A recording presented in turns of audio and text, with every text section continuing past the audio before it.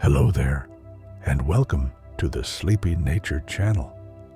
Tonight, we are going to talk about something you may have seen 1,000 times, a field of grass swaying in the wind, and never quite realized how magical it truly is.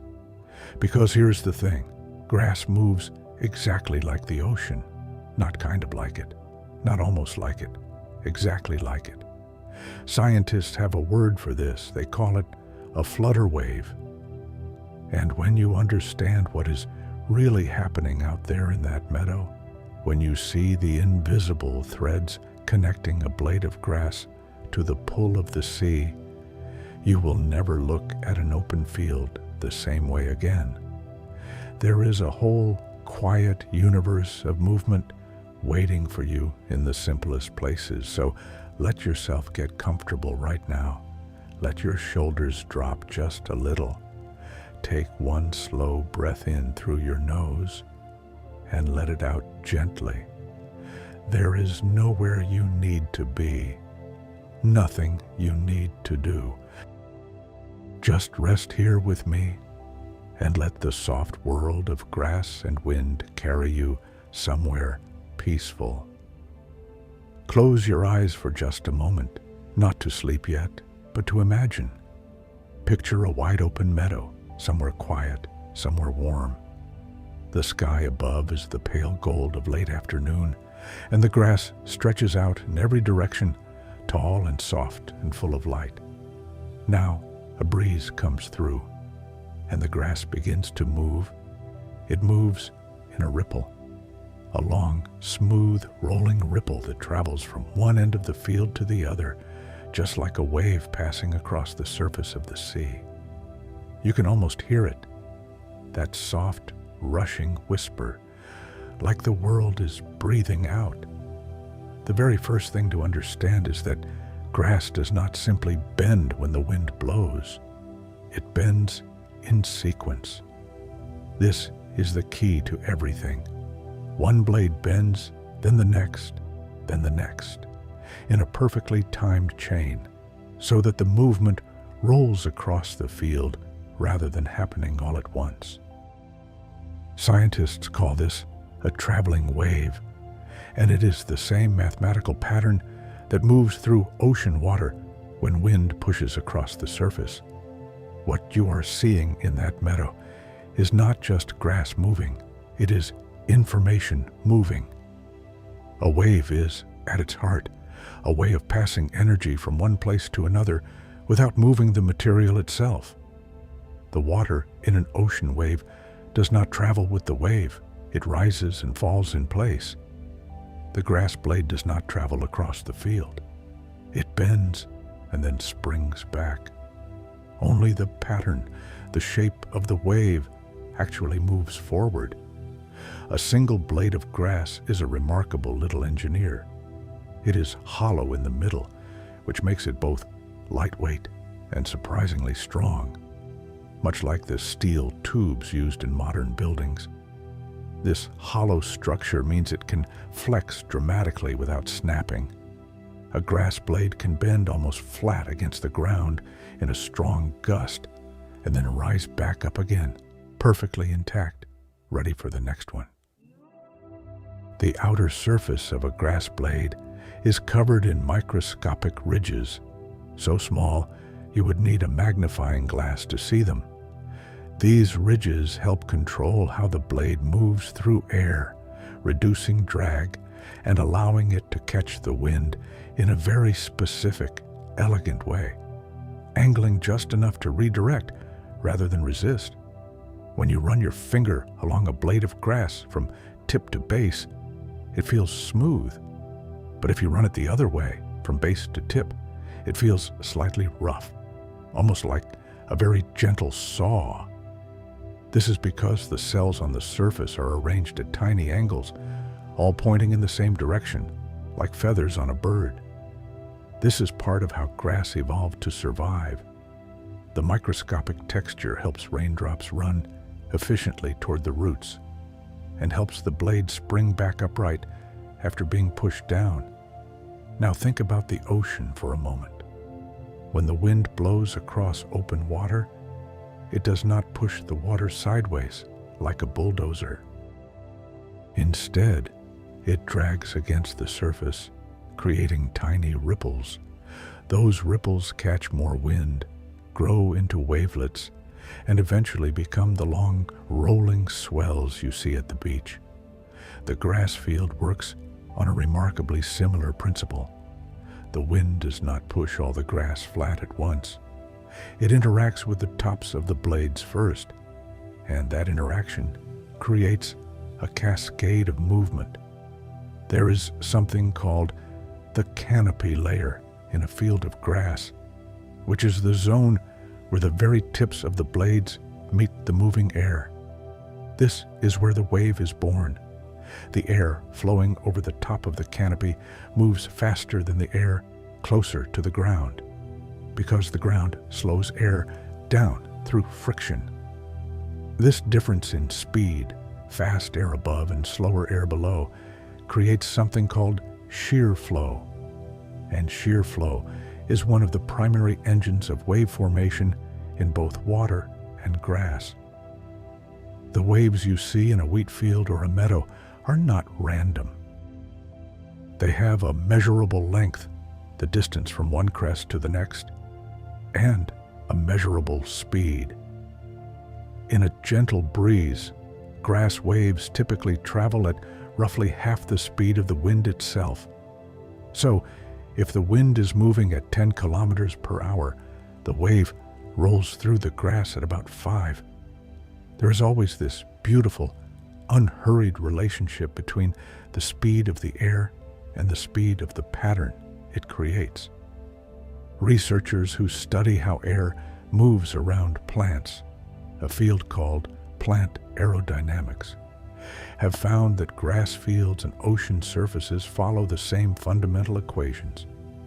The same mathematics that describes a swell rolling toward a beach can describe a ripple crossing a meadow. Nature found the same solution to the same problem in completely different materials, which is one of the most quietly wonderful things about the physical world. The color of a grass wave adds something all its own. As a blade bends, it catches the light differently. The underside of a grass blade is often a slightly paler, silvery green. It has fewer chlorophyll-producing cells and a different surface texture. So, when a wave passes and the blades tip, a shimmer of silver moves with it, like the flash of sunlight on water. This is why grass fields seem to glow from the inside when the wind blows. You might notice, if you sit by a field long enough, that there is more than one kind of grass wave. There are the long, lazy swells, the ones that look most like ocean waves.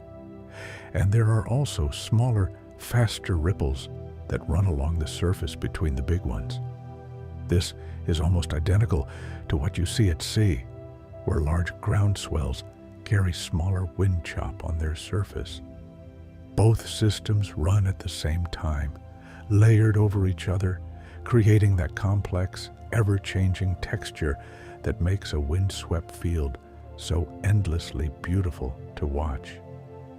If you have ever felt the urge to stand in a field and just watch the grass move, you are responding to something very deep.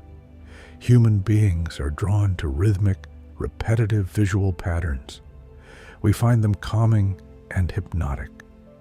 The technical term is visual entrainment, and it means that when your eyes follow a repeating wave, your brainwave activity gently synchronizes with that rhythm. The grass was actually helping your nervous system slow down. The Japanese have a word, satoyama, that describes the kind of countryside landscape that feels intrinsically restful and safe. A place where fields and gentle hills and clusters of trees all coexist. Grass meadows moving in the wind are central to this idea of a restorative landscape. And research on stress recovery has found that even looking at images or videos of windswept grasslands can lower cortisol levels within just a few minutes. Before agriculture, humans in many parts of the world lived on the edges of grasslands, using them as both hunting grounds and pathways. There is a theory, sometimes called the savanna hypothesis, that we are neurologically wired to feel at home in open, grassy landscapes with gentle movement and clear sight lines. The movement of grass in the wind may trigger something very old in the brain, a signal that says this place is safe, there is wind, there is open space, you can rest. The sound of grass in the wind is almost as calming as the sight. It is what acoustics researchers call broadband noise, sound spread evenly across many frequencies with no sharp spikes. This is similar to the sound of rain, or the ocean, or a gentle stream. All of these sounds are used in sleep therapy because they mask sudden, jarring noises and give the auditory system something steady and smooth to rest against. The grass is whispering a kind of lullaby that has no beginning and no end. Each grass species has its own particular voice. Tall fescue makes a high, airy hiss. Meadow brome has a deeper, softer rustle. Reed grass near a pond makes a papery, crackling sound. And when many species grow together in a wild meadow, their different pitches blend into something that sounds remarkably like music. A chord without a key, a song without words. Take a breath right now, slow and easy. Imagine you can hear that sound, that soft, layered shushing of 10,000 grass blades all moving together. Feel the air around you go still and comfortable. You're doing so well, just resting here. If you're enjoying this journey through the grass and the wind, please do take a moment to like this video. It helps more people find their way here for a restful night. And if you want more evenings like this one, have a look at the playlist below. There are many quiet places waiting for you there. The roots of grass are doing something remarkable, while all of this movement is happening above ground. As each blade bends and springs, the root attached to it is gently flexed as well, a tiny motion deep in the soil. Scientists have found that this regular flexing actually stimulates root growth. The mechanical stress of moving in the wind makes grass roots grow deeper and more branching than they would in still air. The wind is not an interruption to the grass. The wind is part of how the grass grows. There is a kind of grass called purple moor grass that grows on hillsides and moorlands across northern Europe. And when the wind blows through it in autumn, it turns the color of old copper and bronze. The wave that moves through it catches the last low light of the season, and the hillside seems to breathe fire for a few moments, gently, without heat, just light and movement and color rolling through. Then the wave passes, and the hillside is bronze again, quietly waiting for the next one. Grass is, by nearly every measure, the most successful plant family on Earth. There are more than 10,000 species of grass found on every continent, including Antarctica, where hairgrass grows in the handful of ice-free places along the coast. Grass covers roughly 40% of the Earth's land surface, more than forests, more than deserts, more than any other kind of plant. We live on a grass planet, really, when you look at it from above. What makes grass so resilient is partly structural and partly chemical. Unlike most plants, grass does not grow from its tips. It grows from the base, from small cells just above the root, called the meristem. This means that When an animal grazes the top of a grass blade, or a lawnmower cuts it, or a fire burns it, the grass does not die. It simply grows from the bottom up again. It starts over from safety, calmly, without drama. This growth strategy also means that grass can recover from being flattened by wind far more effectively than a broad-leafed plant could. When a wave passes through a meadow and bends all the grass flat for a moment, the meristematic cells at the base are not damaged. The moment the wave passes and the blade springs upright again, growth continues exactly as before. The grass does not mind being moved. Movement is part of its nature. The way a grass wave travels through a field is not identical in all directions. It tends to move fastest parallel to the wind and somewhat slower at angles to it. This creates a subtle directional texture in the field. If you watch carefully, you will notice that waves move along certain paths, like invisible rivers in the air. These paths shift as the wind shifts, so the field is always drawing and redrawing its own map of the air above it. Wind does not blow in a perfectly steady stream. It comes in pulses and eddies, in gusts and lulls. And each change in the wind creates a new wave, or modifies an existing one. A meadow in a variable breeze is therefore not one wave, but many. Waves overlapping, crossing, combining, canceling each other. This is exactly what happens on the surface of the sea when the wind is changeable, and it creates that same beautiful, complex shimmering that makes water so endlessly interesting to watch. There is a small but fascinating detail about the way grass catches wind. The tip of a grass blade is not the widest part. It tapers to a point. This taper is aerodynamically important. It means that as air flows past, the tip creates the least resistance and bends first, while the broader, stiffer base holds longer. This gives the bending motion of a single blade a characteristic shape, curved most at the tip, almost straight at the base, which is very similar to the shape of a breaking ocean wave, curved at the crest and spreading toward the flat surface below.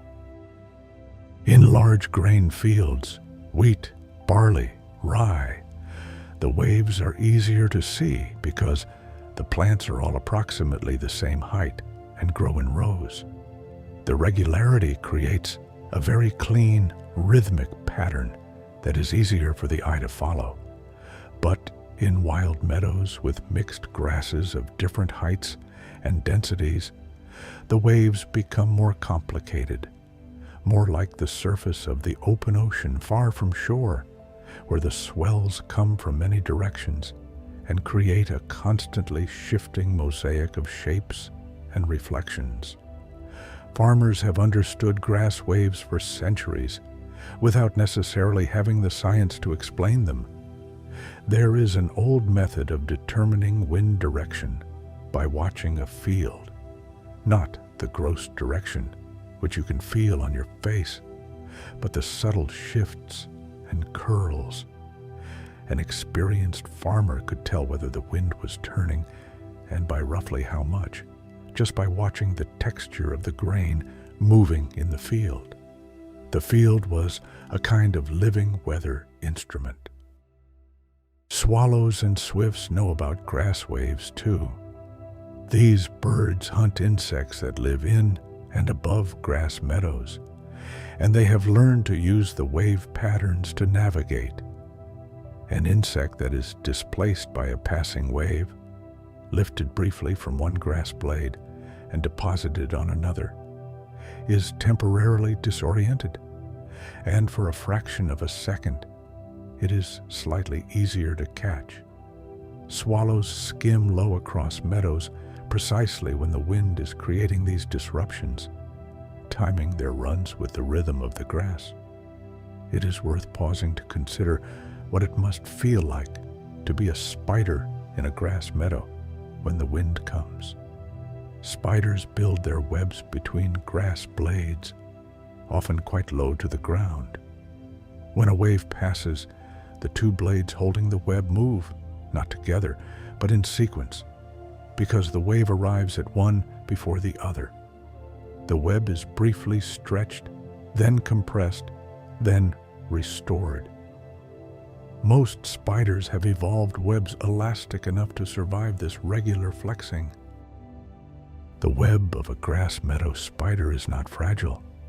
It is designed for a world of constant, rhythmic movement. Dew is most beautiful in a grass meadow. Each morning, as temperatures drop overnight, water vapor in the air condenses onto the cool surfaces of grass blades, forming tiny droplets along the edges and tips. When the sun rises and the first breeze comes, the dew-covered meadow sparkles like something that has no proper name, not quite water, not quite light, something between the two. And then the first wave rolls through, and thousands of drops catch the morning sun at once, a glitter that travels across the field with the wave, as if the light itself is moving. The science of dew formation is connected to grass shape in a direct way. The ridges and microstructures on the surface of a grass blade create what engineers call a rough hydrophilic surface, a surface that both captures moisture from the air and holds water droplets in stable, spherical shapes. Some desert grasses use this property so effectively that they can collect enough dew each morning to meet their entire water needs for the day.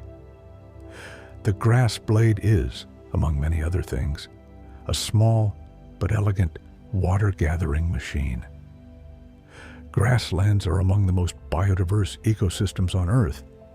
A single square meter of undisturbed meadow can contain hundreds of species: grasses, flowers, mosses, fungi, insects, spiders, mites, worms, bacteria, and more. The grass wave moves through all of this, every blade and stem participating in the same rolling motion, the same breath of the field. It is a collective act, performed by millions of individual lives. If you have ever pressed a grass blade between your thumbs and blown on it to make that buzzing, reedy sound, you were using the same principle that grass uses in the wind. The blade vibrates at its natural resonant frequency. Every blade of grass has its own resonant frequency, determined by its length, thickness, and stiffness. In a meadow, all of these slightly different frequencies blend together into that complex, soft, rushing sound. In the same way that a symphony orchestra blends individual instruments into something larger than any one of them. By now, you are probably feeling quite pleasantly drowsy, and that is exactly right. Your breath has probably slowed down a little without you even noticing. Let it stay slow. Let it be easy. The grass is still out there somewhere, moving in its quiet waves, and it will keep moving long after you are asleep. The moon rises over a grass meadow, and everything changes. The silver light falls evenly across the field, and the waves, still moving even at night, because wind does not stop at sunset, become something almost ghostly. The silver shimmer of moonlit grass moving in waves is one of those sights that is almost too beautiful to describe and almost impossible to photograph, because it happens in the space between moments, always shifting, never quite the same twice. Here is something that might gently surprise you. The speed of a grass wave can tell you things about the grass that you could not discover any other way. A wave moves faster through healthy, well-watered grass than through dry or stressed grass, because healthy grass blades are slightly more turgid, firmer, more springy, quicker to return to upright after bending. A farmer or ecologist watching a wave move across a field can, with practice, make a rough assessment of the field's health just from how quickly the pattern travels. Water is the secret inside a grass blade. Each cell in the blade is filled with a watery fluid, the cell's cytoplasm. And when the plant is well watered, these cells are under slight internal pressure, making the blade firm and upright. This pressure is called turgor, and it is the reason fresh vegetables are crisp and wilted ones are limp. A hydrated grass blade is like a tiny pressurized container. A dehydrated one is softer, and a wave moves through it more slowly, with less of that characteristic spring. Turgor pressure in plants is affected by light as well as water. During the day, the cells in a grass blade are slightly more pressurized than at night. This means that a grass wave in the warm afternoon has a slightly different quality, slightly crisper, springier, than the same wave rolling through the same meadow at dusk. The field is subtly different at every hour, and the wave carries information about all of it. There is a particular kind of grass wave that happens right before a storm. In the hour or two before heavy weather arrives, the wind often becomes unsteady, gusts and calms alternating, the direction shifting slightly. The waves in the meadow reflect this unsteadiness. They become irregular, broken, starting and stopping. Experienced outdoor people have learned to read this disruption in the grass as a sign that the weather is changing, even before the clouds have fully gathered. The field is an early warning system, gentle and green. After the storm passes and the rain stops, the grass meadow enters one of its most beautiful phases. Each blade is heavy with water, bent slightly, and as the first post-storm breeze comes through, the droplets fly, a brief, sparkling spray that catches any returning sunlight. The wave that follows is slower and heavier than usual, the wet grass more reluctant to spring back. But within an hour, as the surface water evaporates, the blades regain their upright posture, and the waves return to their normal, buoyant rhythm. The field recovers from the storm quietly and completely. The grasses that grow near water, sedges, reeds, rushes, create waves that are slightly different in character from those of meadow grasses. These plants tend to be taller, with round or triangular stems rather than flat blades. The roundness of the stem means that wind can approach from any direction and create a wave.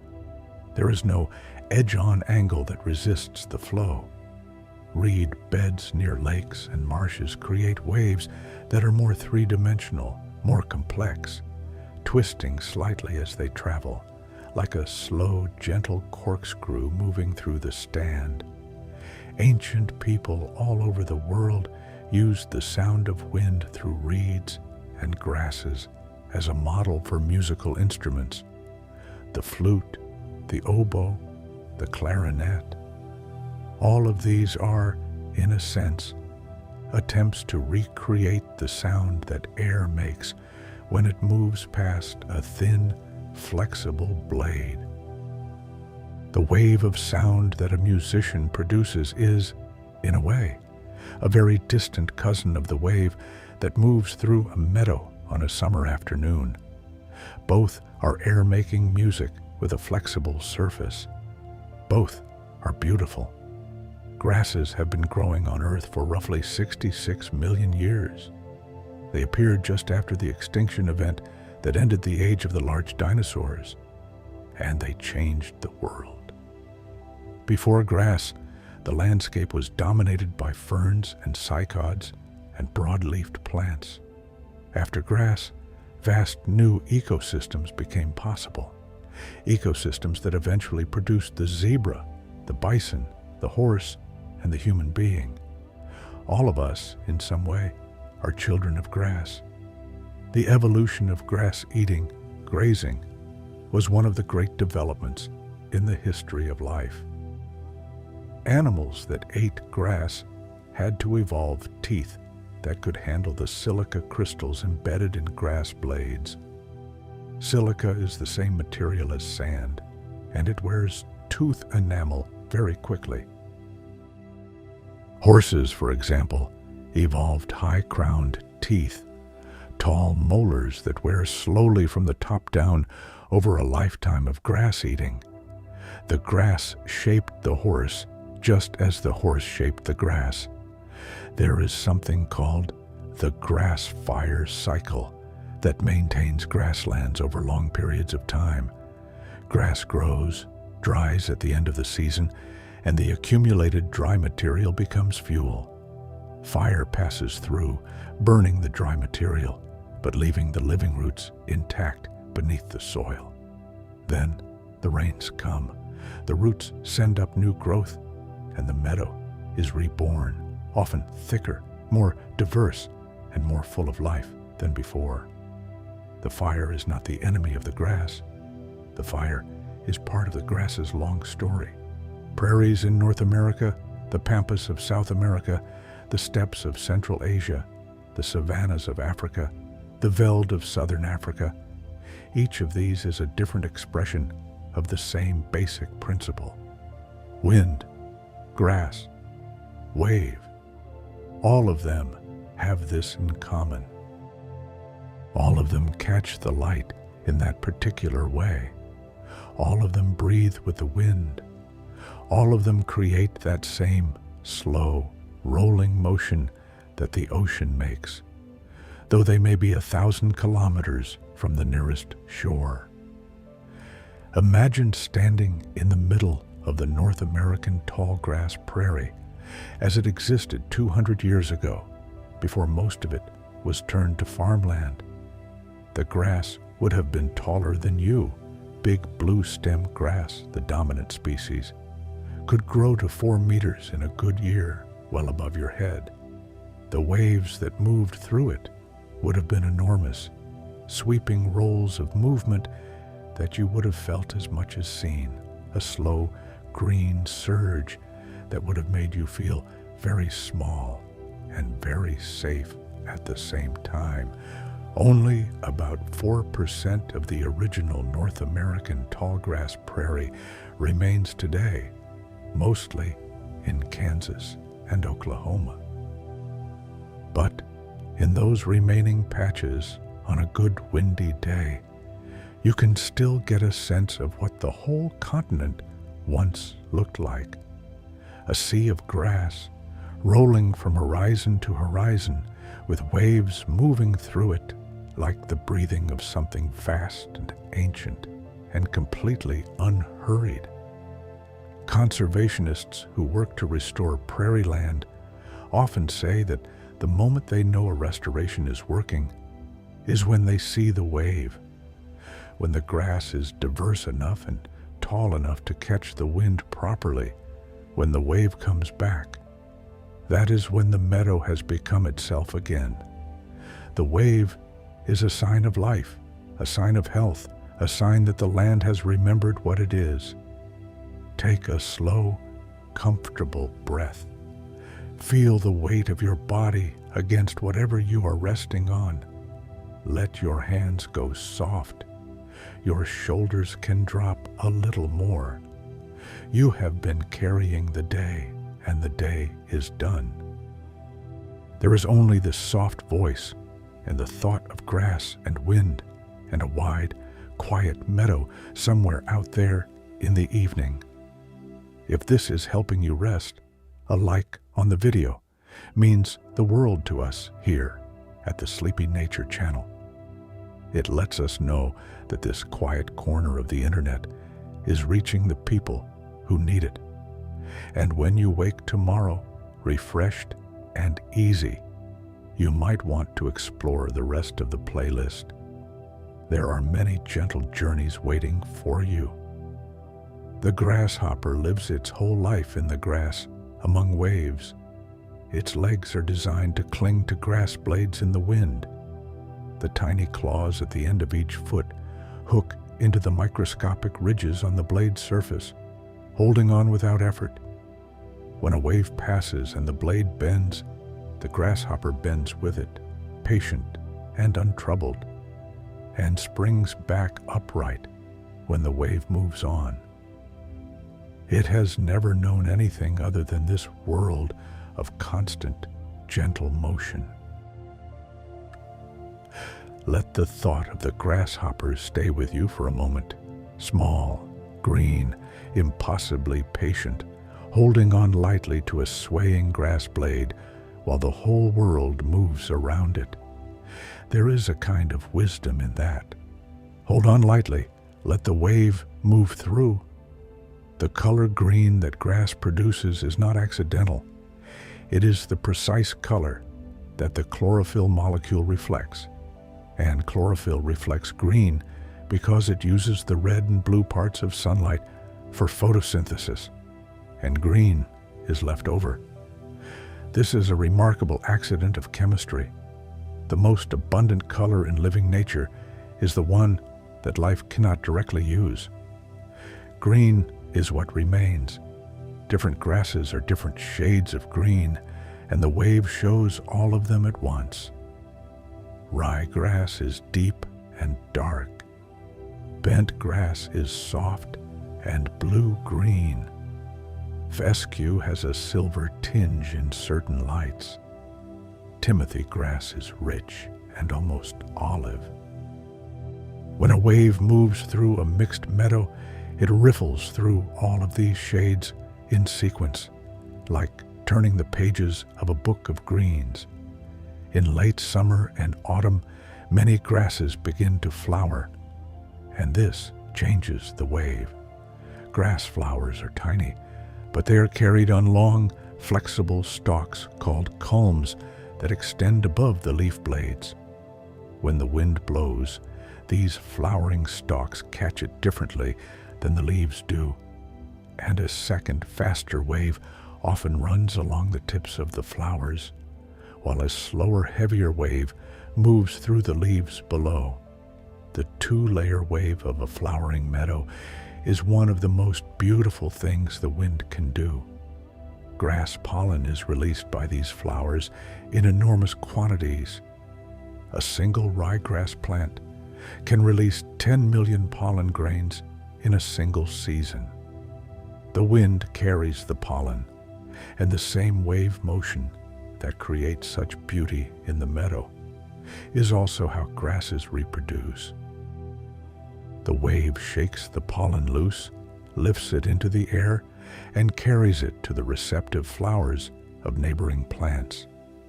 The romance of grass happens in full view in every wave, though we rarely think of it that way.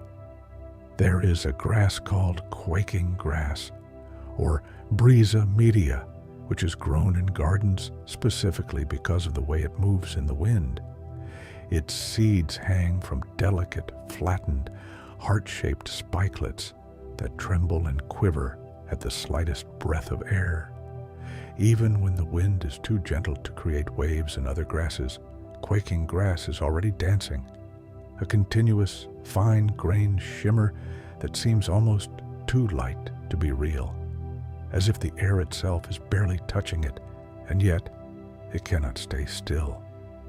In Japan, there is a long tradition of appreciating the movement of grass and plants in the wind. It is considered a form of natural art, something to sit with and observe without needing to possess or capture. The sound of wind through bamboo grass, a close relative of true grass, has its own name in classical Japanese literature, sasayaki, which means whisper. The rustling of grass was considered worthy of poetry, worthy of a quiet afternoon's attention. Bamboo is technically a grass. This might be surprising since bamboo can grow 30 meters tall and is hard enough to build houses from. But if you look at a bamboo stem up close, you will see the same hollow structure, the same segments, the same pattern of growth from the base that characterizes all grasses. Bamboo is just a grass that had the extraordinary ambition to become a forest. And bamboo forests move in the wind in waves, just like a meadow.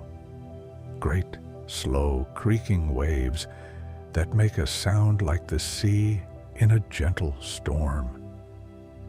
The waves in a bamboo forest are slower and deeper than those in a grass meadow because the plants are so much heavier. A tall bamboo stem may weigh several kilograms and take several seconds to bend and return. In a strong breeze, a bamboo forest has the feel of something underwater. Everything moving in slow, ponderous rhythms, the light filtering down in shifting patterns through the canopy, the sound low and resonant. You can stand inside it and feel as though you're at the bottom of a very gentle sea. The physics of why any flexible structure waves in moving fluid, whether it is grass in air, seaweed in water, or a flag on a pole, is described by what mathematicians call the flutter equation. This equation was worked out in the early 20th century for aircraft design because engineers needed to understand when wings would vibrate dangerously. They discovered that the same mathematics described grass in wind, flags in breeze, and the singing of telegraph wires. The world is full of unexpected cousins. Hair moves in the wind much like grass does. Very long hair, especially fine hair, creates waves that travel from root to tip in a pattern very similar to a grass wave.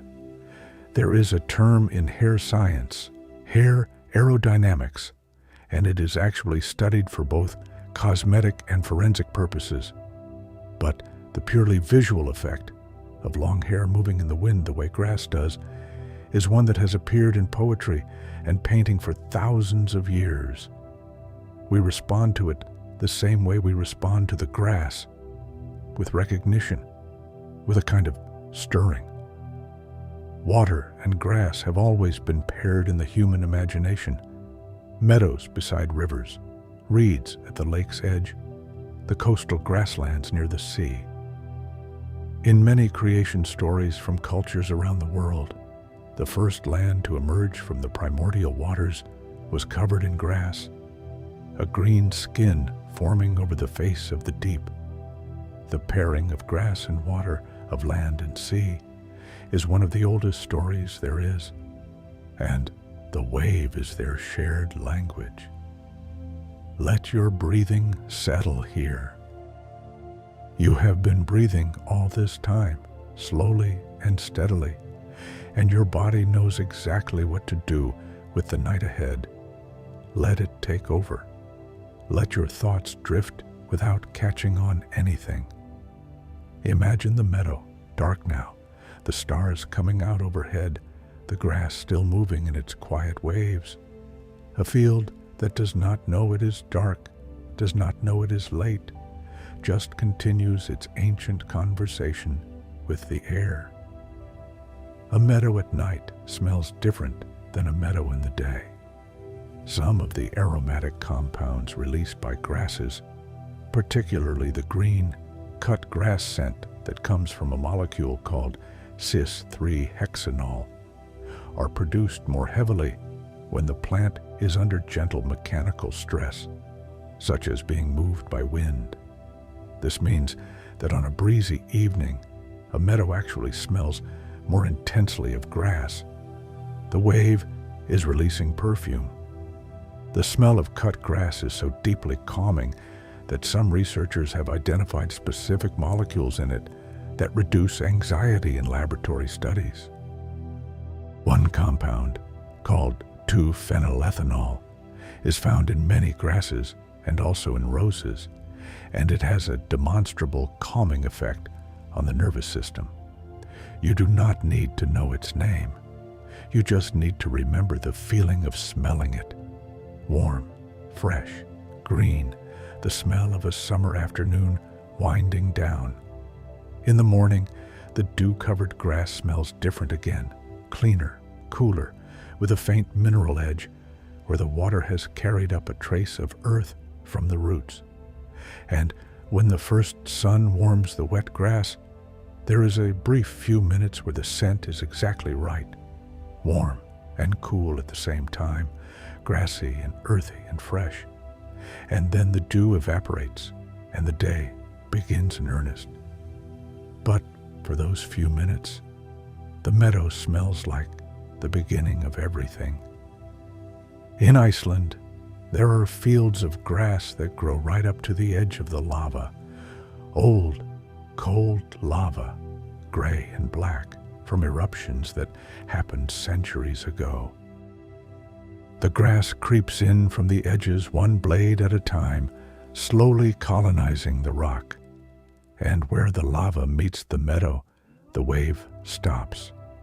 It moves up to the boundary and falls quiet because the rock does not sway. But on the other side of the lava, if there is a valley, a new meadow begins, and a new wave begins with it. The lava is just a pause between one conversation and the next. Grass is often the first plant to return to disturbed ground. After a landslide, after a road is cut, after a building is demolished, the seeds of grasses are among the lightest and most wind-adapted of any plant family, and they travel enormous distances. In the recovery of land, grass is almost always the pioneer. It comes first, holds the soil with its roots, shades the ground with its blades, and makes it possible for other plants to follow. Grass is the beginning, after the eruption of Mount St. Helens in Washington State in 1980, the landscape around the volcano was buried under meters of ash and debris. Almost nothing survived, but within a few years, the first grasses began to appear in the ashy soil, blown in from surrounding areas. They were thin, scraggly, not yet making proper waves, but they were there. By 10 years after the eruption, there were meadows again. By 30 years, there were meadows full of birds and insects. The grass came back because the grass always comes back. On the other side of the world, in the aftermath of major floods, the first sign that a riverbank is stabilizing is often the appearance of grass. The roots lock the soil in place. The blades slow the water that washes over the bank, and the wave that begins to move through the new growth is a sign, quiet and unhurried, that the land is healing. Nature uses grass the way a doctor uses a bandage, to hold things together while repair happens underneath. The root system of a grass plant is extraordinary in its extent. A single ryegrass plant, if you could lay out all its roots end to end, would have hundreds of kilometers of root tissue, far more than the leaf area above ground. These roots thread through the soil in all directions, forming a dense, living mat that holds the ground together. A healthy grass meadow, because of its roots, can absorb rainfall at a rate up to 10 times faster than bare soil. The meadow is, among everything else, a great sponge. The roots of grasses also house an enormous community of soil organisms. Bacteria, fungi, tiny insects, and roundworms all live among the roots. And this community, called the rhizosphere, is one of the most complex and active ecosystems on Earth. Some of these organisms help the grass absorb nutrients. Some decompose dead material and return it to the soil. Some protect the roots from disease. All of them live in a world where the rhythm of the wave above, the gentle flexing of the roots, is as constant and as natural as breathing. Grass roots communicate chemically. When one root encounters stress, drought, or disease or damage, it releases chemical signals that travel through the soil and are detected by neighboring roots. The nearby plants may then change their own chemistry in response, perhaps producing more stress-resistant compounds. This underground chemical conversation is slow and quiet, happening entirely without light, far below the waves. But it is happening all the time, a whole conversation we never see. In a healthy meadow, the grass above and the fungi below are partners. A network of fungal threads, mycorrhizal fungi, weaves through the soil and connects with grass roots, extending their reach enormously. The fungi help the grass find water and phosphorus deep in the soil. The grass shares sugars with the fungi in return. This partnership is so old and so successful that it appears in some of the earliest land plant fossils ever found. Grass and fungi have been working together for at least 400 million years. The idea that plants are passive, that they simply grow and do not respond, is one that science has thoroughly revised. Grass blades respond to touch.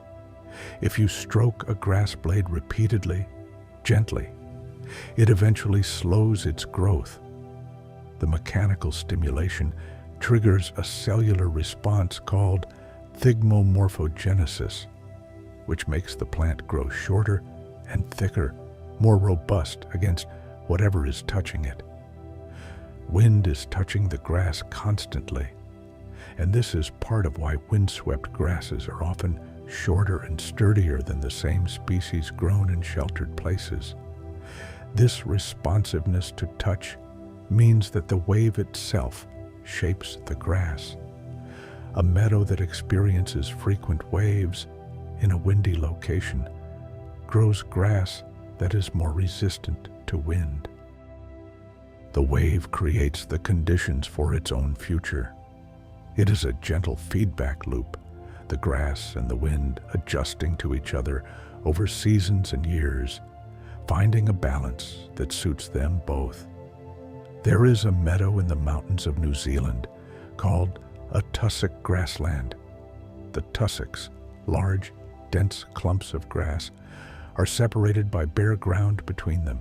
So, when the wind comes, it does not create a smooth wave, but a series of individual nods, each tussock bowing in sequence, a slow, stately procession of grass clumps acknowledging the wind. It is a different kind of wave, more formal, with pauses between the movements, but it follows exactly the same principle. The wind passes information from one plant to the next, and the pattern moves. In South Africa, there is a type of grassland called sauerveld that grows in the high mountains. After winter fires, the new growth comes up in a brilliant lime green that is almost electric against the gray ash and red earth. When the first spring winds come across these new blades, so young they are almost transparent, the waves that move through them are very light and fast because the new grass is so tender and springy. As the season progresses and the grass matures, the waves grow slower and heavier. The meadow ages through its waves. You can feel drowsy now, and it is completely fine. In fact, it is wonderful.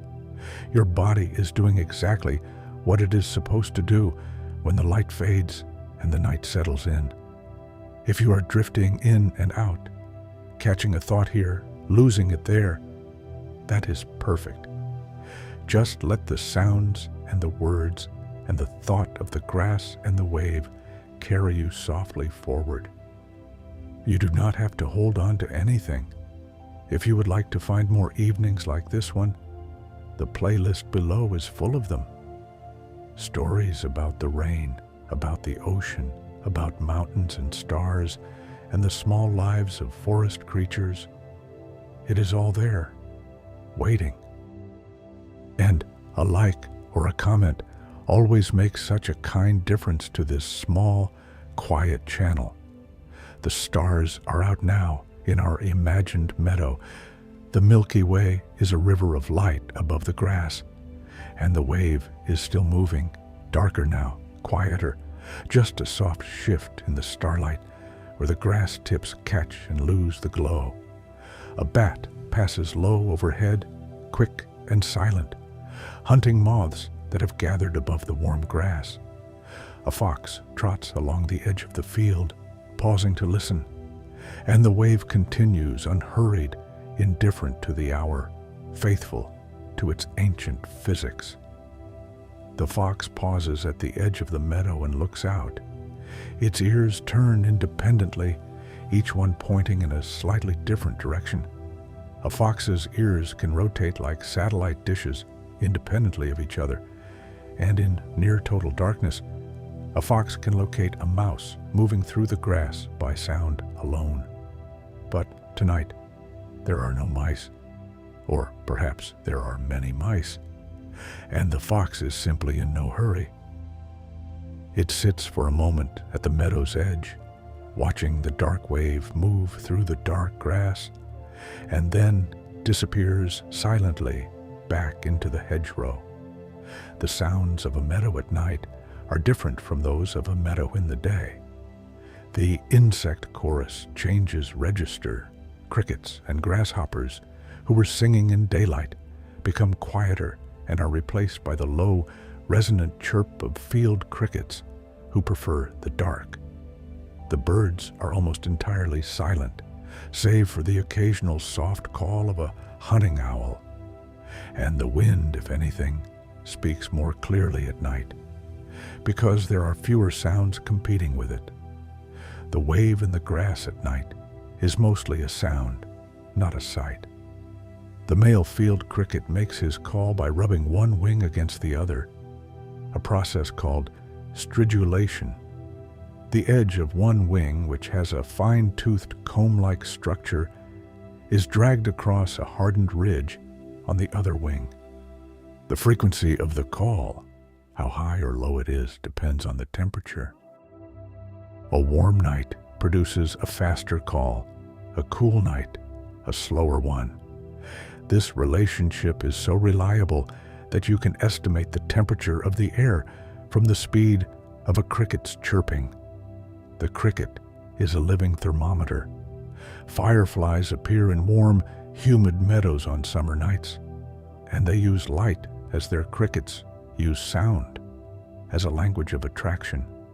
Each species of firefly has its own pattern of flashes: 2 flashes, a pause, 1 flash, or 3 quick flashes followed by a long glow.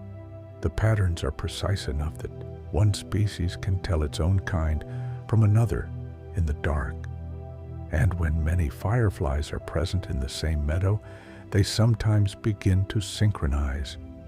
First a few, then more, until dozens or hundreds are flashing in near-perfect unison. This synchrony is its own kind of wave, a wave of light moving through the dark meadow. The synchronization of fireflies is not fully understood, but it involves each individual adjusting its timing based on what it sees its neighbors doing. It is an emergent behavior. No single firefly is in charge, and yet the group produces something coordinated and beautiful entirely through local interactions. In a way, a grass wave works similarly. No single blade of grass is orchestrating the wave. Each blade simply responds to what the wind and its neighbors are doing. The wave emerges from all of them together. Moths are the great nighttime pollinators of the meadow, and they are drawn to white or pale flowers that reflect the moonlight. While bees work the meadow by day, moths take the night shift. Some moths can detect the scent of certain flowers from kilometers away, carried on the very same wind that creates the grass waves. They follow the chemical trail upstream, sometimes flying in a zigzag pattern to stay within the scent plume until they reach the flower. The wind is not just moving grass, it is delivering messages across enormous distances. An owl hunts the meadow by hearing alone on very dark nights.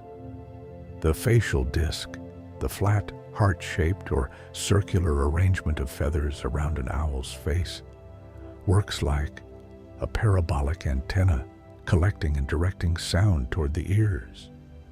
The ears themselves are often asymmetrical, one slightly higher than the other, which allows the owl to localize sound in 3 dimensions. A barn owl can catch a mouse in complete darkness, guided only by the sound of it moving through the grass. The wave that the mouse creates in the grass by its movement is, for the owl, a navigation signal. The darkness of a meadow at night is not a uniform darkness. Near the ground, where the grass is dense, it is very dark indeed. A small world of roots and soil organisms and hibernating insects, where almost no moonlight penetrates. But above the grass tips, the sky is light enough to show the silhouettes of the wave, the dark shapes of moving grass against the lighter sky. The boundary between meadow and sky is where most of the night's action takes place. Moths, bats, owls all working in that narrow zone between the top of the grass and the open air above. When rain falls on a dry meadow at night, the smell is extraordinary. There is a word for it, petrichor, which describes the scent of rain on dry earth. It comes from several sources: oils that dry weather plants release onto the soil, which the rain picks up and aerates; a compound called geosmin produced by soil bacteria, which humans can detect in concentrations of a few parts per trillion; and the fresh, ozone-like scent of wet stone and earth. In a dry meadow, petrichor arrives before the rain does, carried in the wind ahead of the storm, a signal that water is coming. The roots of grass can sense water, not with anything like eyes or nerves, but through a chemical gradient. They grow toward areas of higher moisture and can detect differences in water concentration across very short distances. When rain comes and the water begins to soak into the soil, the roots sense it and redirect their growth. A meadow after rain is a field of roots turning all at once, silently, toward the new water. Above, the wave continues. Below, the whole field is adjusting. In the soil beneath a meadow, there is a layer called the active zone, roughly the top 30 centimeters, where most of the biological activity takes place. This is where the roots are densest, where the fungi are most active, where earthworms move and mix the soil. Below this zone, the ground is quieter, more mineral, less alive. The active zone of a healthy meadow is one of the most productive ecosystems on Earth by weight. More life per cubic meter than the Amazon rainforest's canopy, if you count all the microorganisms. Earthworms in a grass meadow perform a quiet but essential service. They eat organic matter, dead leaves, dead roots, decaying material, and pass it through their bodies, producing castings that are extraordinarily rich in plant-available nutrients. A single earthworm may move several meters of soil in a year. A large meadow may contain millions of earthworms. Their collective movement is a kind of slow tide in the soil, a wave on a different time scale, years long rather than seconds, reshaping the ground the grass grows from. On the surface, the wave moves fast and light, following the wind. In the soil, the wave of worm movement is measured in months.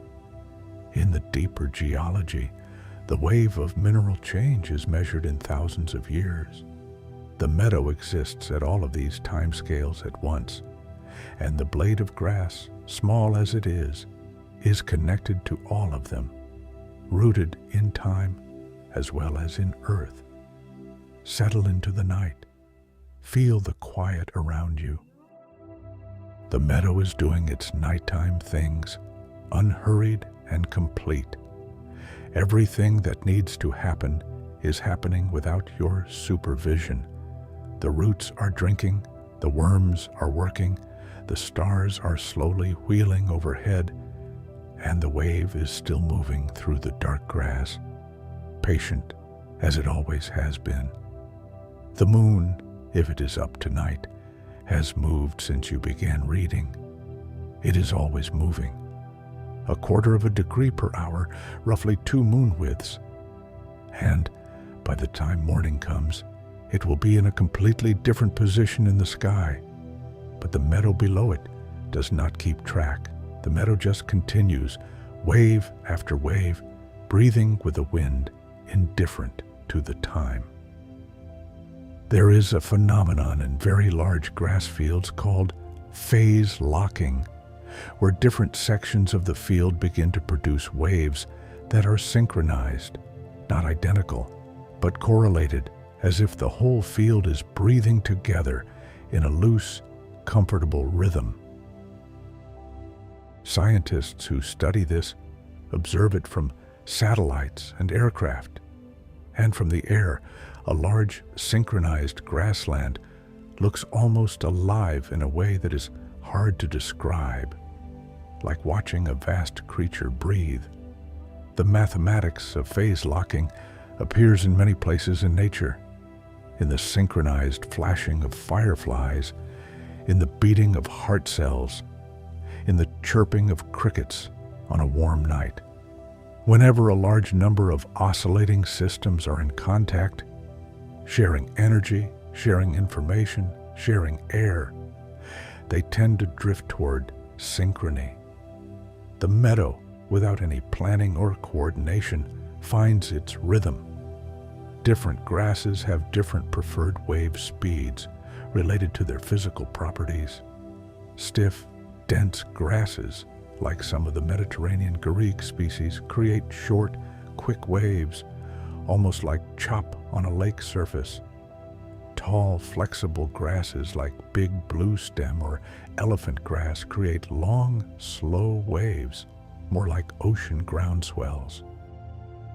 You can sometimes see both in the same field if it contains a mixture of species. Quick ripples running over the surface, while slower swells move beneath them, exactly like the sea. A grass wave carries sound, not in the way that sound travels through air as compression waves, but in the sense that the mechanical movement of the grass creates noise, the soft rushing and hissing of thousands of blades brushing against each other and against the air. This sound is generated all along the wavefront, so it moves with the wave. If you close your eyes in a grass meadow when the wind comes, you can hear the wave arrive before you feel it, a sound that comes from a distance and grows as it approaches. The meadow announces itself. There is a very old English word for the sound of wind through grass and leaves, sough, pronounced sough. It fell out of common use several centuries ago, but survives in some dialects. It describes that particular, soft, sustained sound, not a whistle, not a rustle, but something between the two, that moving air makes when it passes through thin, flexible, closely spaced objects. The sough of a meadow is one of the most ancient sounds in human experience. Our ancestors heard it every day of their lives for thousands of years, and likely found in it the same comfort that you might feel right now. There is a quality of sound called 1/F noise, 1/F noise, or pink noise, which is sound where the energy decreases in a specific, steady way as the frequency increases. It sounds smooth, natural, and comfortable to the human ear. The rushing of rivers, the sound of rainfall, ocean surf, and, importantly, wind through grass all produce something close to 1/F noise. This type of sound is what many sleep therapy and relaxation apps try to replicate, because it is naturally calming and masks other, more jarring sounds. The meadow has been producing this sound since long before anyone thought to study it. The grassland biome evolved under the influence of two great forces, drought and fire. Grasses thrived where trees could not, in places too dry for forests, or is subject to seasonal burning. The wave is part of this story. A tall, wind-swept grass field dries more quickly in summer than a sheltered one, and dry grass burns.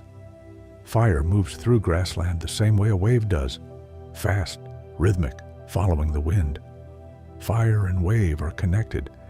The same wind that creates the beautiful, peaceful motion of grass in a meadow can, in the dry season, carry fire through it. But fire in a grassland is not a disaster. It is, for most grassland species, a renewal. The seeds that lie dormant in the soil, protected by their hard coats, are unaffected by a fast-moving grass fire. The roots, safe below the soil, are unharmed. The ash enriches the ground with minerals. And within weeks of a fire, the meadow is green again, the new growth especially rich and lush, the wave returning quickly, tenderly, as if testing whether the air is still the same, the wind still familiar. Scientists studying how grasses respond to fire have discovered something remarkable. Some grass species actually produce more seeds in the year after a fire. The burning removes competition, floods the ground with nutrients, and seems to signal to the plant that now is an especially good time to reproduce. The grass responds to the fire by making more grass. Life persisting through catastrophe and emerging stronger is one of the oldest and most comforting stories in nature. You might be wondering, drowsily, what the oldest meadow in the world is. This is a harder question than it sounds, because meadows change. Species come and go, the soil evolves, the climate shifts. But there are grasslands in Central Asia that have been continuously grass-covered for at least 5 million years. Grasslands that predate human civilization by a time span almost too large to imagine. They have seen ice ages and warm periods. They have been covered by glaciers and uncovered again. Through all of it, the wave returned. The Mongolian steppe is one of these ancient grasslands, an enormous, flat, dry expanse of grass that rolls across Central Asia for thousands of kilometers. It is one of the last great intact grassland ecosystems on Earth. In the Mongolian steppe, on a clear day, you can sometimes see a wave begin on one horizon and watch it travel slowly all the way to the other. A journey of many kilometers, visible from start to finish under an enormous sky. The scale of it is difficult to describe. It is like watching the ocean from a cliff, but the ocean is land. Nomadic peoples of the steppe have lived within the rhythm of this grass for thousands of years, moving with their herds across the landscape, following the waves of green that spring up after rain. Their traditional dwellings, round, portable, designed to shed wind, are perfectly adapted to the meadow landscape. They have no need for permanent walls when the grass itself is their horizon. The wave is their map, their calendar, their weather report. Let the steps settle in your imagination. The sky is enormous, bigger than you're used to, pale blue and very clear. The grass stretches in every direction, knee-high, silver green in the afternoon light. A warm wind comes from the west, and the wave begins at the far edge of your vision, rolling toward you, growing as it approaches, a long, smooth movement that passes through where you are standing and continues onward all the way to the other horizon and is gone. And then another one begins. If you are still awake, still here, thank you for staying.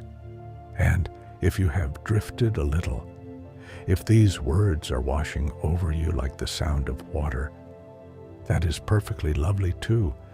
The story continues whether you are fully here or half in a dream. There is no wrong way to be in a meadow. In the Andes Mountains of South America, there is a high-altitude grassland called the Puna.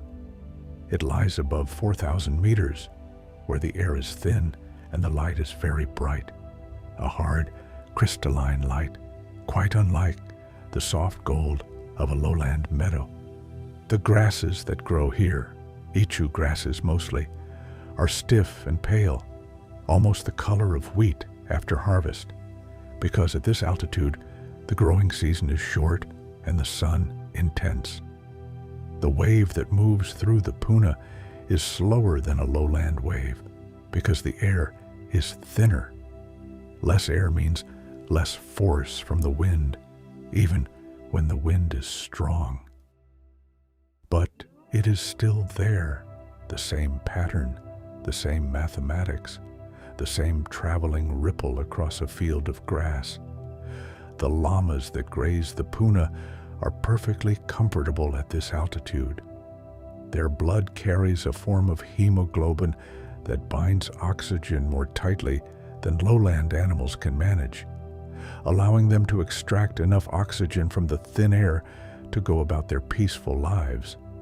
They walk through the ichu grass, bending it with each step, and when they have passed, the grass springs back, a small local wave radiating out from each large, soft footfall.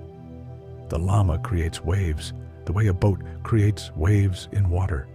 Herds of large animals moving through grass create waves in exactly this way. A line of zebras crossing a savanna bends the grass down in a moving track, and when they have passed, a wave of grass recovery follows behind them, like the wake of a ship. You can sometimes tell which direction a large animal has gone by looking for this recovery wave in the grass. Brighter green, where the stems have been newly straightened and the inner surfaces are briefly facing the sun. Africa's Great Plains, the Serengeti, the Masai Mara, the Amboseli, are the remaining places where you can still see what much of the world once looked like. Vast grasslands, moving with both wind and life. The annual migration of wildebeest across these plains follows the wave of new grass growth that advances northward as the rains move north. The animals are, in a sense, following a wave, the wave of green that the rain produces, the new growth that appears weeks after water falls. They have been following this wave for millions of years. The new grass that appears after rain is especially nutritious. The young, rapidly growing blades have the highest concentration of proteins and digestible sugars. The wildebeest, the zebra, the gazelle all know this instinctively.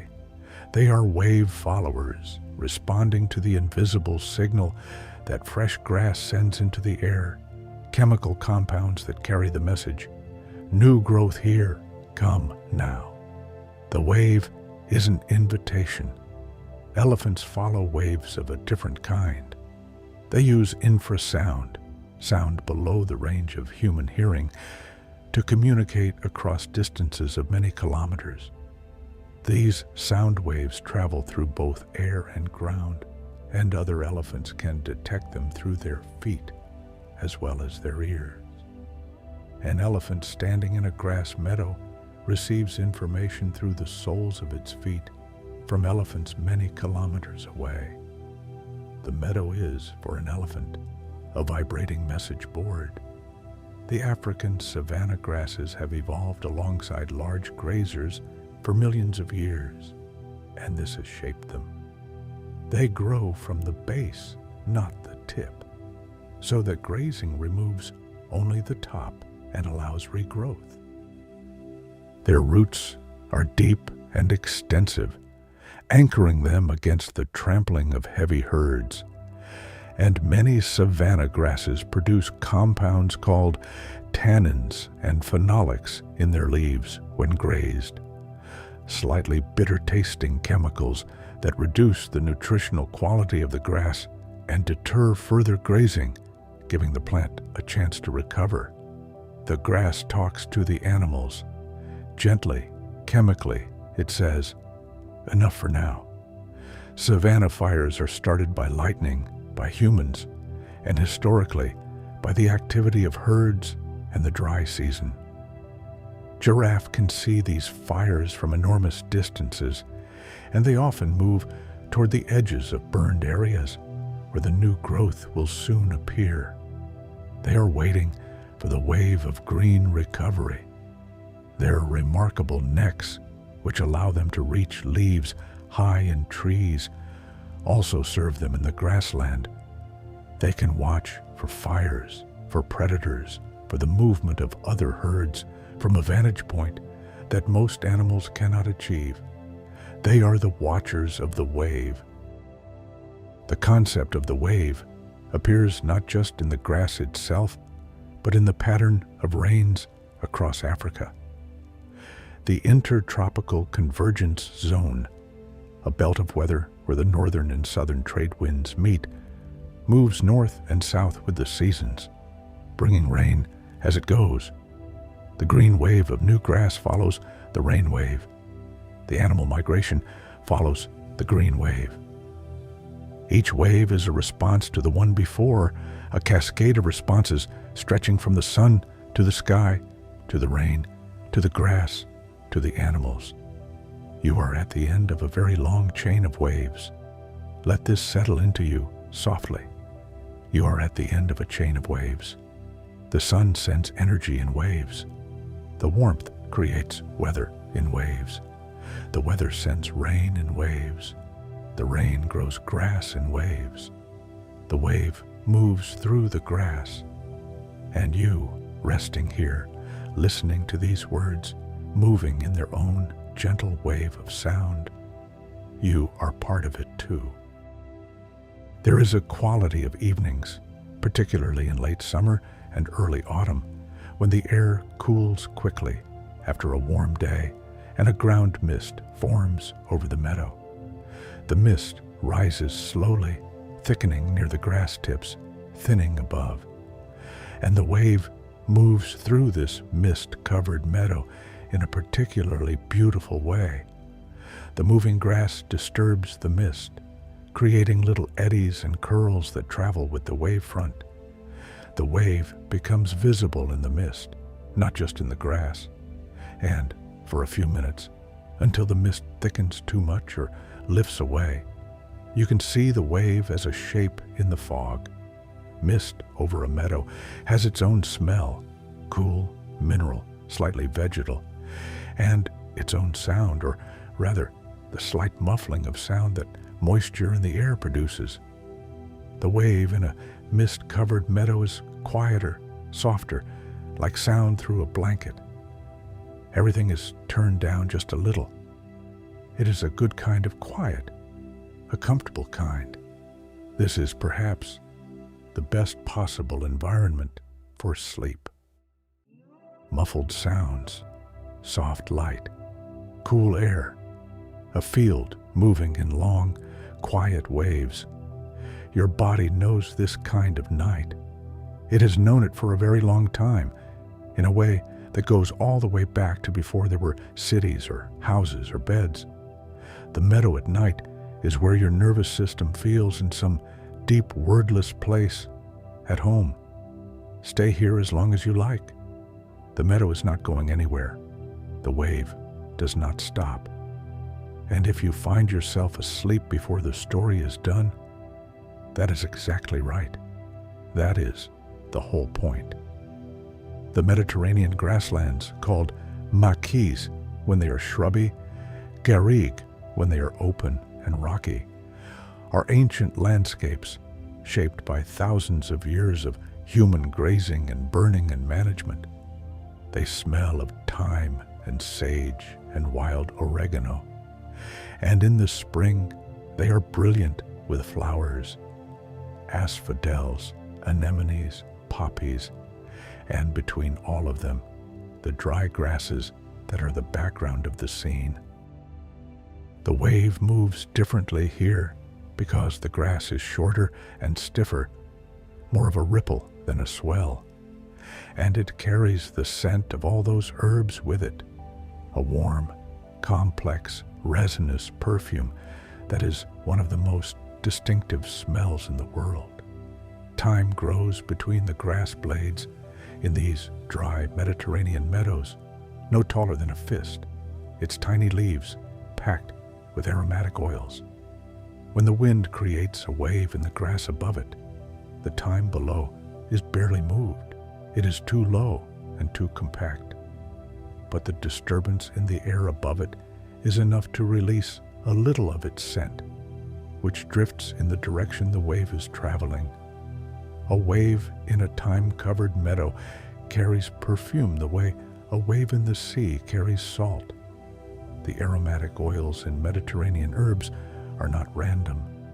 They are defenses against drought, against insects, against the intense ultraviolet light at these sun-drenched latitudes. The oil glands are concentrated on the surface of the leaves, and the oil itself, being oily, does not evaporate quickly in the heat, keeping the leaf surface slightly cooler and more hydrated. The lovely smell is, from the plant's perspective, sunscreen. And one of the things the wind does is drift this scent across the landscape, planting in other plants a kind of chemical warning. The hot season is here, adjust accordingly.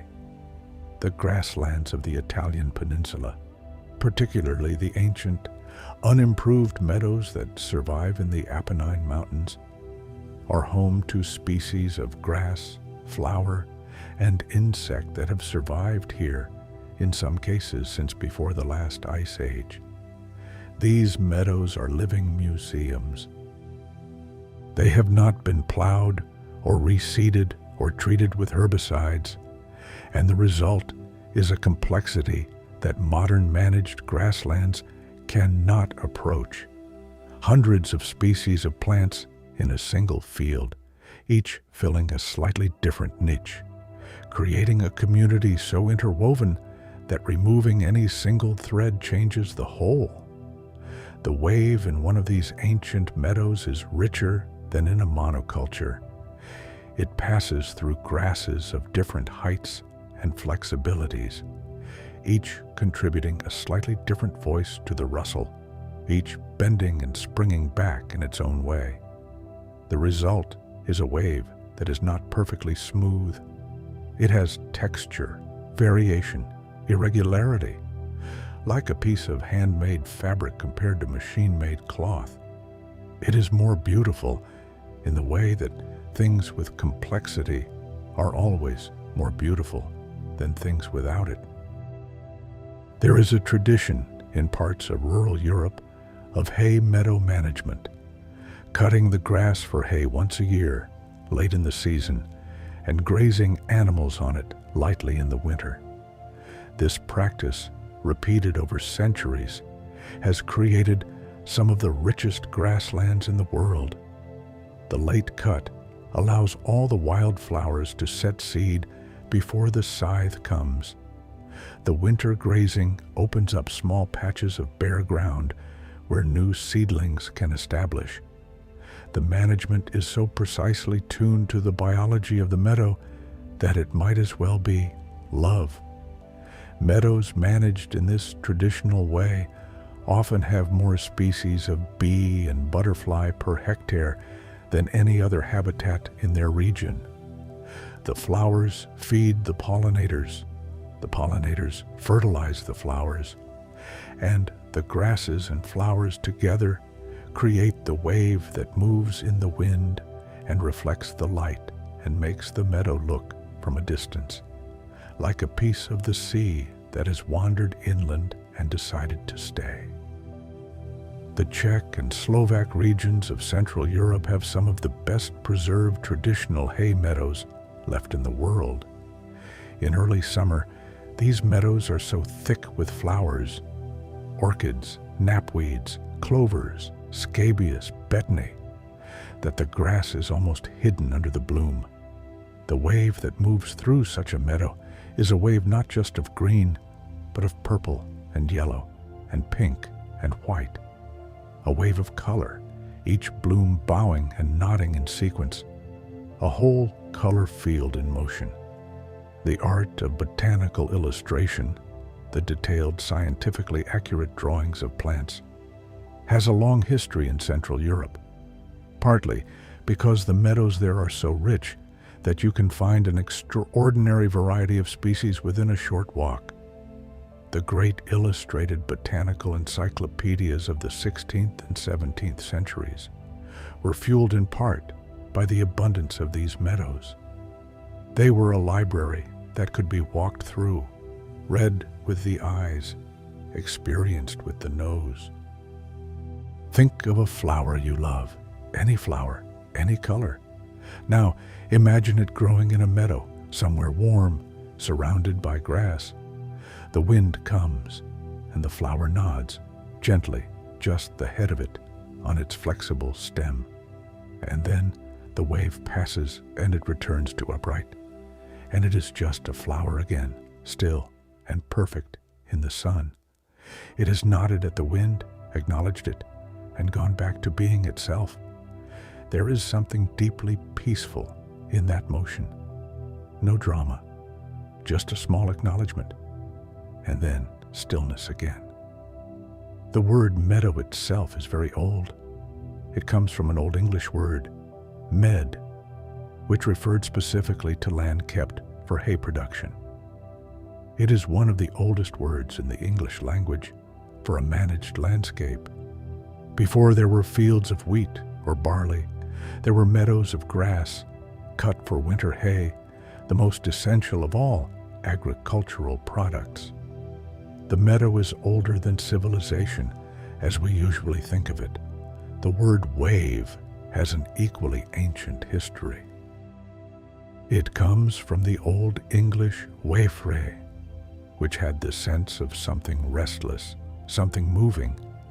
The roots of the word connect to the Proto-Germanic language spoken by peoples who lived near the North Sea coasts, for whom waves were a daily reality, waves of water, and perhaps also the waves of grass they saw in the marshes and meadows inland. The word for wave and the thing itself are both very old. You have been here for a long while now, moving through these meadows, and your breathing is probably slow and easy by this point, your thoughts becoming less sharp at the edges. This is exactly right. The story has more to tell you, and it will tell it regardless of whether you are fully present or drifting. The wave does not need your attention to keep moving. There is a particular time of day that is not quite morning and not quite night. The hour just after dusk, when the sky holds its last light, but the stars are coming out. In English, there is no single word for this hour, though German has Dämmerung, and French has crépuscule. Whatever its name, it is the hour when a grass meadow is at its most mysterious. The blades of grass catch the last light from the west, and the wave moves through them carrying a kind of glow, a traveling shimmer in the dusk. And then the light fades and the meadow becomes dark and the wave continues, felt more than seen. The ancient Greeks had a concept called kairos, a special ripened moment, the right time, the time that is perfect for something. The dusk of a summer meadow is a kairos of sorts, a moment that is exactly itself, nothing more or less, a completeness. The wave in that light, in that hour, is not trying to be anything, it simply is. And in watching it, you become, briefly, the same. Grasses communicate with each other above ground as well as below. When a grass blade is damaged by an insect, by a grazing animal, it releases volatile chemicals into the air. Green leaf volatiles, they are sometimes called, and they include compounds like hexanyl acetate and cis-3-hexanol. These chemicals drift downwind, and when they reach other grass plants, those plants begin producing defensive compounds of their own before they have been touched. They are reading the chemical message in the air. The wind carries warnings. This above-ground chemical communication means that a wave carrying the scent of a distant insect attack is also, in a sense, carrying a message. The plants downwind receive it. Some of them may even release their own chemicals in response, and these travel further downwind, and so the message propagates, not as fast as a wind wave, but over time across the meadow. The grass is talking, the wind is the medium, the wave carries the words. Insects in the meadow use chemical signals even more extensively than plants do. Ants, for example, communicate almost entirely through pheromones, chemicals that other ants detect with their antennae. A forager ant that finds food returns to the nest along a path, leaving a pheromone trail as it goes. Other ants follow the trail. More pheromone is added. The trail strengthens. Eventually, a column of ants moves along the path, a river of life flowing through the base of the grass. An ant colony in a meadow is a city in miniature. The largest ant species, leafcutter ants in South America, army ants in Africa, build societies of millions of individuals with complex divisions of labor, sophisticated architecture, and behaviors that can change in response to challenges. But even the small, common meadow ants of Northern Europe have a sophistication that rewards attention. Their tunnels aerate the soil. Their waste enriches it. They move seeds. They farm aphids for their honeydew. They are not just living in the meadow. They are maintaining it. The seeds of many meadow plants are collected and stored by ants. This is called myrmecochory, and it is more widespread than most people realize. Violets, wild ginger, bloodroot, and many other plants produce seeds with a fatty, nutritious attachment called an elaiosome, which ants collect eagerly and bring back to their nest. The seed itself is often deposited nearby, undamaged and actually prepared for germination by the warmth and the conditions of the nest. The ants plant the meadow. The partnership between ants and plants is ancient. It appears in the fossil record going back to the Eocene, roughly 50 million years ago. Plants that make seeds with elaiosomes have been getting their seeds distributed by ants for longer than there have been horses, longer than there have been elephants, longer than many of the landscapes we think of as ancient. The ants and the meadow plants have been partners for an almost unimaginable length of time. Ground-nesting bees also live in the meadow. Many of the world's bee species, more than half by some estimates, do not live in hives. They dig small tunnels in the soil, raise one or two offspring at a time, and lead largely solitary lives among the grass roots. These mining bees, as they are sometimes called, are critically important pollinators of wildflowers, and they prefer the warm, loose soil of sunny meadows. The wave that passes overhead is, for a bee in its tunnel, just a gentle vibration, easily ignored. A meadow with ground-nesting bees is a good sign. It means the soil is soft enough to dig, the flowers are diverse enough to provide food, and no one has tilled the ground recently. It is a meadow that has been left to itself for long enough to develop complexity. The bees are an indicator of health, the same way the wave is. Both are signs that the meadow is fully itself, not a simplified or disturbed version. By now, the meadow in your mind has grown rich. There are the grasses and the flowers and the insects and the birds and the foxes and the bats and the ants and the bees and the owls. And over all of it, through all of it, the wave is still moving. The same pattern, the same physics, the same beautiful, simple result of wind meeting flexible material and information traveling through. It has been moving all evening. It will move all night. It will be moving when the sun comes up. This is the nature of a wave. It continues. It does not need anything from you. It was moving before you arrived, and it will move after you leave. And somehow this is deeply comforting, to be in the presence of something that is completely self-sustaining, that requires no maintenance, no worry, no intervention. The wave is fine. The meadow is fine. And you can let go of all the things you have been holding. Leave a kind comment if you find this channel helpful for your nights. We read everyone, and they mean so much to us here. And if you have loved ones who have trouble sleeping, do share this playlist with them. It is always here, waiting, like a meadow at dusk, quiet and ready. There is a type of grass that grows in tidal marshes at the edge between land and sea. It is called cordgrass, and it is one of the most salt-tolerant plants in the world. Twice a day, the tide covers it in seawater, and twice a day it is uncovered again. In between, it grows and photosynthesizes and produces seeds exactly as any meadowgrass does.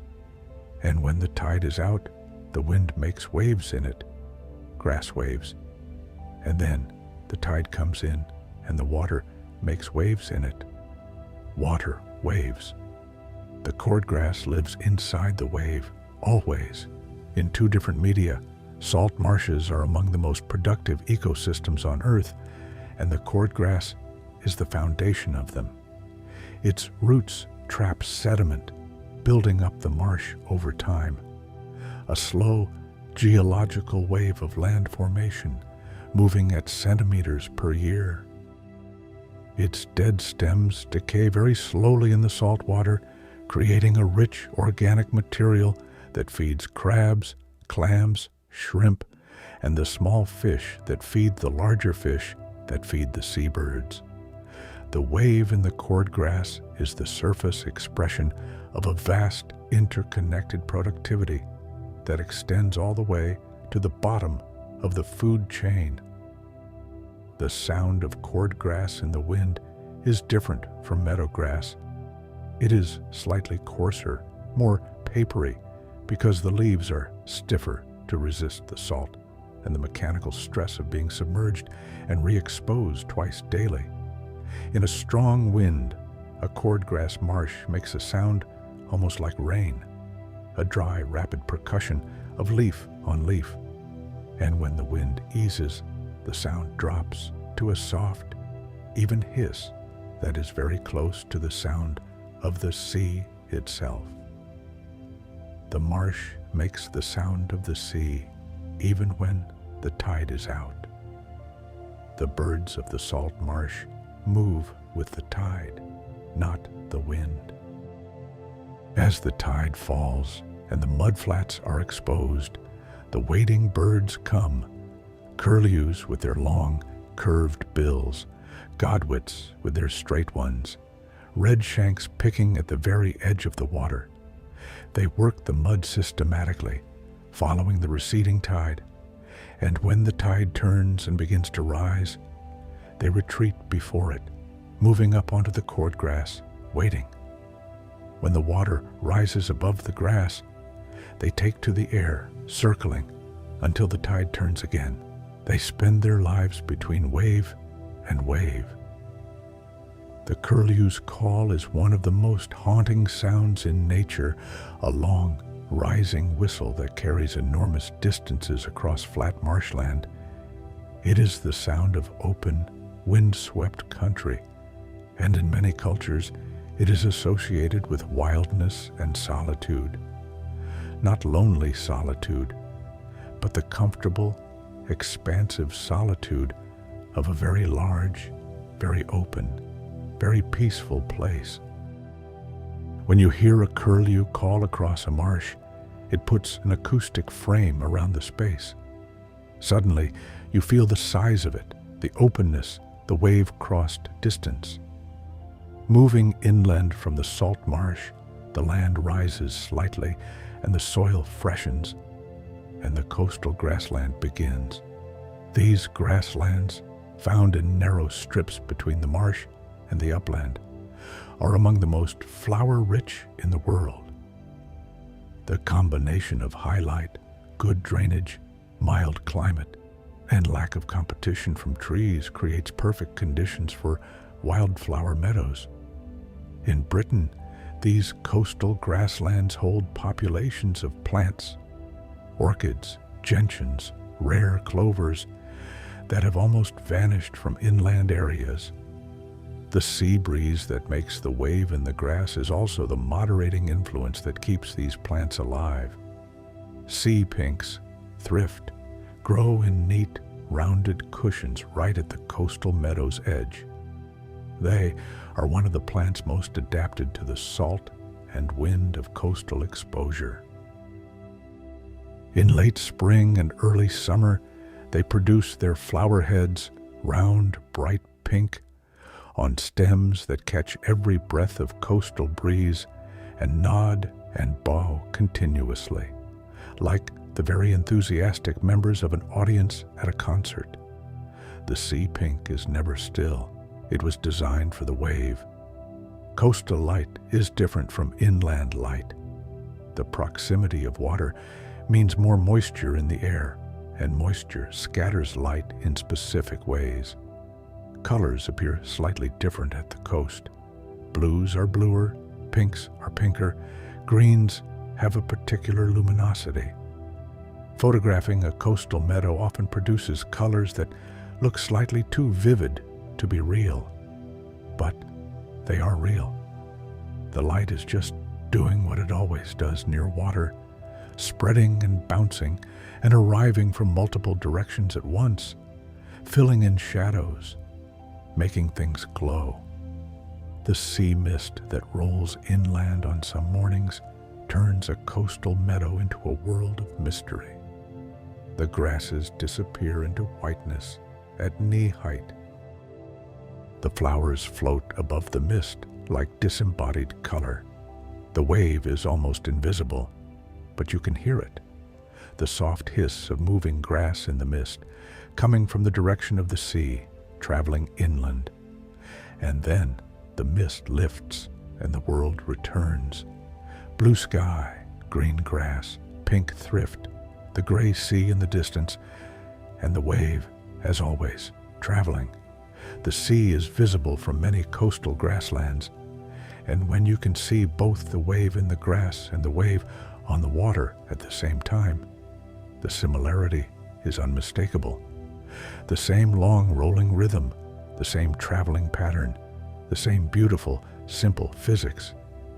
Standing between the two, one sea of green, one sea of blue-gray, with waves in both, is one of those experiences that makes the world feel very coherent, as if everything is made of the same stuff, moving in the same way, connected by the same invisible thread.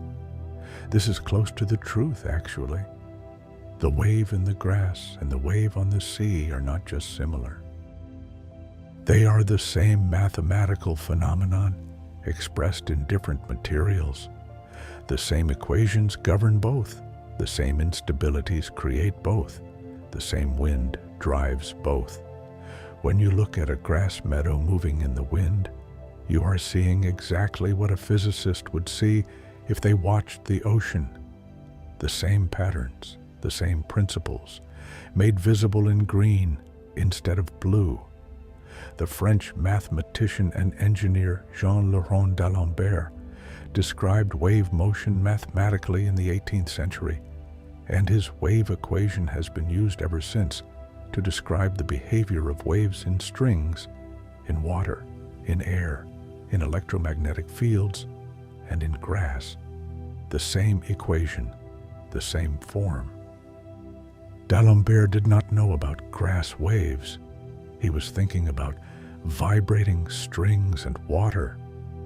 But the equation does not care. It works for all of them. Physics is, at its heart, the discovery that the same patterns appear in very different places, and that finding the pattern is a way of seeing through the surface differences to something deeper. A wave is a wave, whether it is in water or grass or light or sound. And in finding this connection, in seeing that the meadow and the ocean are, in some fundamental way, the same, we see something true about the world. Everything is connected, everything is moving, and everything, in its own time and its own way, comes to rest. You are, right now, coming to rest. Your breathing is slow, your body is heavy and comfortable. The world is quiet around you, or if there are sounds, they are just sounds, moving past without catching. The meadow in your mind is dark and warm, and the wave is still going. It will always be going somewhere, some field, some time. The wave is still going. And you are going too, in a different direction, into the comfortable dark of sleep, where the meadow might follow you in some form or other, translated into dreams. If it does, welcome it. Let it move through you the way the wave moves through the grass, bending you gently, carrying the light a little differently for a moment, and then letting you spring back, easy and rested, into yourself. There is nothing left to do. The day is behind you, complete. Tomorrow is ahead of you, unformed, full of possibility. Between the two, there is only this: the meadow, the wave, the slow dark, the stars, and you breathing easily, held gently by the night, resting in the world that made you, and that will always, in its quiet way, hold you safe. Sleep well. The meadow will be here when you wake. The wave will still be moving. The dew will be on the grass, and the birds will be singing, and the light will come in long golden angles across the field, and the wave will carry that light, and everything will be exactly as it has always been, peaceful and patient and kind. Good night. Good night, and thank you for being here